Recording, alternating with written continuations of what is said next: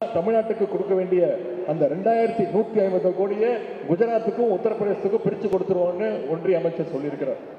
ஒன்றிய அரசு, நம்முடைய தமிழக அரசு இப்படி மாற்றாந்தாய் மனப்பான்மையோடு தான் பார்த்துக்கிட்டு இருக்கு. மும்மொழி கொள்கையை ஏற்றால்தான் தமிழகத்துக்கு நிதியை தர முடியும், இல்லை என்றால் தர முடியாது என்று அவர் சொல்லியிருப்பது உண்மையான கண்டனத்துக்குரியது. புராணத்திலே துரோணாச்சாரியார் ஏகலைவன் கல்வி கற்றது குற்றம் என்று சொல்லி ஏகலைவனுடைய கட்டவரலை வெற்றியதைப் போல இன்றைக்கு நவீன துரோணாச்சாரியர்களாக ஒன்றிய பிஜேபி அரசாங்கம் தமிழக மாணவர்களுடைய கல்வியை பறிக்கக்கூடிய இந்த செயலை அனைவரும் கண்டிக்க முன்வர வேண்டும்.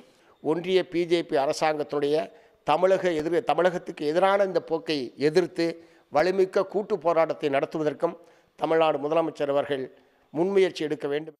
மாண்புமிகு அன்பில் மகேஷ் பொய்யாமொழி அவர்களும் உயர் அதிகாரிகளும் நாடாளுமன்ற உறுப்பினர்களும் அவரை நேரிலே சந்தித்து இது குறித்து விரிவாக பேசியிருக்கிறோம்.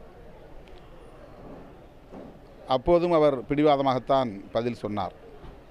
இன்றைக்கும் அதே நிலைப்பாட்டில் அவர் இருக்கிறார் என்பது வன்மையான கண்டனத்திற்குரியது. சர்வ சிக்ஷா அபியான் என்கிற கல்வி திட்டத்திற்கான நிதியை நிறுத்தி வைப்பது ஒரு பிளாக்மெயில் நடவடிக்கையாக இருக்கிறது. இந்த போக்கை இந்திய ஒன்றிய அரசு கைவிட வேண்டும். இல்லையே தமிழ்நாட்டு மக்கள் உரிய நேரத்தில் அவர்களுக்கு உரிய பாடத்தை புகட்டுவோம் என்பதை எச்சரிக்கையாக சொல்ல கடமைப்பட்டிருக்கிறோம். ஏறத்தாழ 20க்கு 20 டாப்பில் இருக்குதுன்னு பார்த்தீங்கன்னா கேரளா, அந்த 20ல் 19 டாப்பில் இருக்குது யாருன்னு பார்த்தீங்கன்னா தமிழ்நாடு.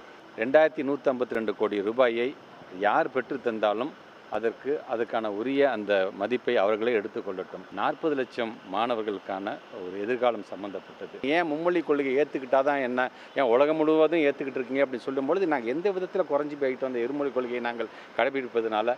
இதைத்தான் நாங்கள் சொல்கிறோம். நாங்கள் எங்களை பொறுத்த வரைக்கும் ஏதோ நீங்கள் எங்களை மிரட்டி நீங்கள் அடிப்பணிய வைக்க என்று நீங்கள் பார்க்குறீர்கள். நீங்கள் மும்மொழி கொள்கை ஏற்றுக்கொள்ள மாட்டீர்களா என்று சொல்வதே பார்த்தீங்கன்னா இன்னொரு மொழிப்போரை நீங்கள் தூண்டுவது போன்றதான் அது அமைந்திருக்குது என்பதைத்தான் நான் பகிரங்கமாக நான் சொல்ல கடமைப்பட்டிருக்கின்றேன்.